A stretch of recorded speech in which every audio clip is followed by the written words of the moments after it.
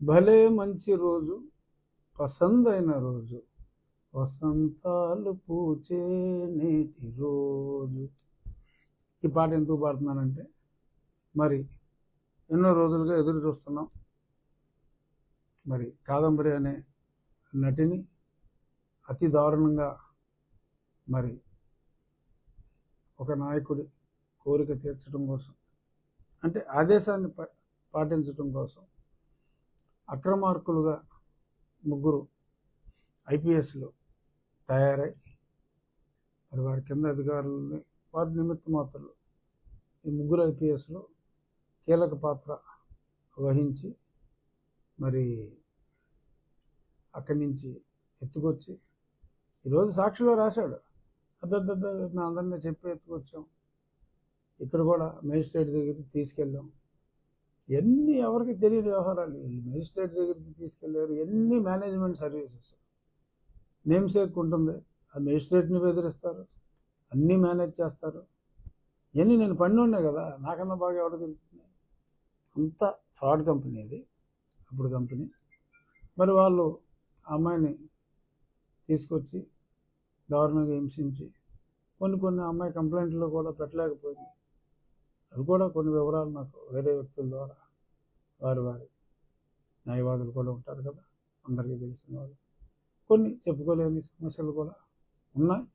ఏదేమైనప్పటికీ మరి మొన్న 2 రోజుల క్రితం అమ్మాయి వచ్చి ముగ్గురు పోలీసు అధికారుల పాత్ర గురించి వివరించి చెప్పిన తర్వాత ఎఫ్ఐఆర్ కట్టడం, ఇమీడియట్గా ఒకేసారి ముగ్గురు ఐపీఎస్ని సస్పెండ్ చేయడం అనేది చరిత్ర.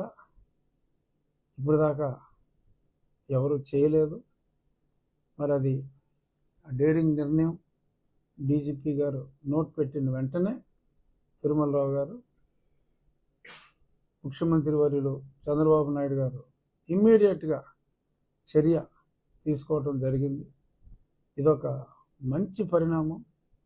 ఎప్పుడైతే టీజీ స్థాయి అధికారి, ఐజీ స్థాయి అధికారి, ఒక ఎస్పీ నుంచి డిఐజీ అయ్యి హోదాలో ఉన్న గున్ని అనే ఒక ఆఫీసర్కి మరి ఇప్పుడు సస్పెన్షన్, ఏమో అరెస్ట్ కూడా ఉండొచ్చు త్వరలో. సాక్షిలో రాశాడు వీళ్ళు క్యాట్కి వెళ్తారని సమాచారం అని. సమాచారం ఏముంటుంది, సాక్షి ఆడు మాట్లాడుకుంటూనే ఉంటారు. ఇప్పుడు వాళ్ళు క్రిమినల్స్ పుట్టు కదా, వాళ్ళు మాట్లాడుకుంటూనే ఉంటారు. బహుశా అడ్వైస్ చేసి ఉంటారు క్యాట్కి వెళ్ళమని. చూద్దాం క్యాట్కి వెళ్తే ఏమవుతుందో. ఎక్కడికి వెళ్ళినా మరి అన్యాయం పరిధి దాటి అసలు ఎఫ్ఐఆర్ బుక్ అవ్వకుండానే బొంబాయికి టికెట్లు బుక్ చేసుకుని, దానికి సాక్షులు ఏమంటారంటే వీళ్ళు బొంబాయికి టికెట్లు బుక్ చేసుకుంటే ప్రత్యేక విమానంలో వచ్చారని చెప్పి ఆవిడ కంప్లైంట్లో ఇచ్చింది. ప్రత్యేక విమానంలో వచ్చారా, ముందే బుక్ చేసుకుని వచ్చాడా అనేది అమ్మాయికి అనవసరం. విమానంలో ప్రత్యేకంగా వచ్చారని చెప్పి ఉండొచ్చు, దాన్ని ప్రత్యేక విమానం అని వీళ్ళు అనుకుని ఉండొచ్చు. ఏదేమైనా పాయింట్, ఎఫ్ఐఆర్ అవ్వకముందే ఈ పనికిమాలిన వాళ్ళు టికెట్లు ఎలా బుక్ చేసుకున్నారు. నా కేసులో కూడా సేమ్ టు సేమ్. ఎఫ్ఐఆర్ అక్కడ 10ంటికి అయితే ఎఫ్ఐఆర్ అవ్వకముందే బయలుదేరిపోయారు టీంలు నా దగ్గరికి. అప్పుడు సేమ్ అదే సీను అక్కడ కూడా. అక్కడ విమానం అంటే మళ్ళీ కొంచెం ముందు బుక్ చేసుకోవాలి కాబట్టి ముందు బుక్ చేసుకున్నారు. నా దగ్గర పురమాయింపులన్నీ 2 రోజుల ముందే రెడీ చేసుకుని, రంజాన్ రోజు కూడా ఏం పర్వాలేదు. సరే, by the way Milad un Nabi Mohammed prophet birthday జయంతి శుభాకాంక్షలు ముస్లిం సోదరులందరికీ. ఆ రోజు పవిత్రమైన రంజాన్ సెలవు దినం కూడా మరి అప్పుడు నన్ను లేపుపోయేరిళ్ళు ఆ విజయపాల్ అన్నాడు.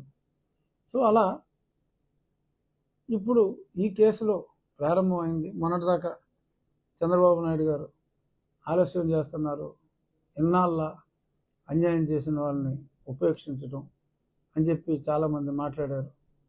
అన్నిటికీ ధీటుగా దేనికైనా సమయం రావాలి, పద్ధతి ప్రకారం జరగాలి, కక్షపూరితంగా జరగకూడదు.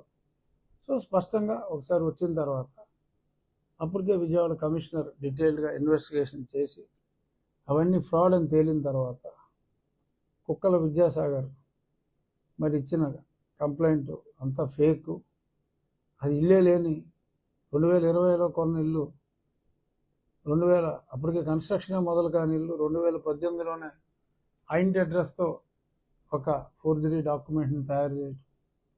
ఏ ఇద్దరికైతే మరి అమ్మ చూపిందో ఆ ఇద్దరు అసలు నాకు ఈ సంగతే తెలియదు, ఆ అమ్మాయి ఎవరో తెలియదు, మాకు అసలు సంబంధం లేదని చెప్పడం. ఇదంతా ఇన్వెస్టిగేషన్ చేసే వీళ్ళ పాత్రను చూసే ఆ ఎవిడెన్స్లు కలెక్ట్ చేసి కింద లెవెల్ ఆఫీసర్స్ దగ్గర సిస్టమేటిక్గా చేశారు. ఇదేమి గోపాలరావు చెప్పినట్టు అర్రీ బుర్రిగా ఏం చేయాల, చాలా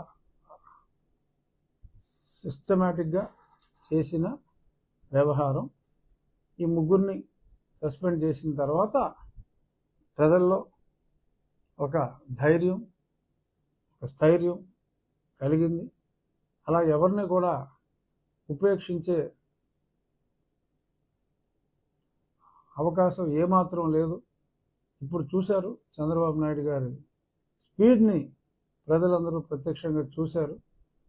తగిన శిక్ష వాళ్ళకి తప్పకుండా పడుతుంది.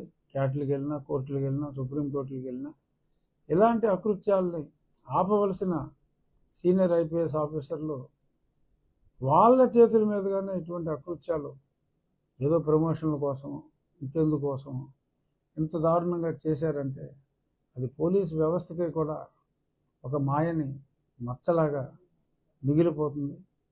వాళ్ళని తగు విధంగా శిక్షించి ఎవరు తప్పు చేసినా సరే, ఆఖరికి తప్పు చేసింది డీజీ స్థాయి అధికారి అయినప్పటికీ కూడా శిక్షిస్తుంది ఈ ప్రభుత్వం అనే ఒక మంచి మెసేజ్ని ప్రజల్లోకి మరి నిన్న రాత్రి తీసుకొచ్చినందుకు మాటల వ్యక్తి కాదు చంద్రబాబు నాయుడు గారు, చేతల్లో చేసి చూపెట్టే వ్యక్తిని మరి వాళ్ళ తెలుగుదేశం కార్యకర్తలందరికీ కూడా ధైర్యాన్ని కలిగించినందుకు మా ముఖ్యమంత్రి గారికి నేను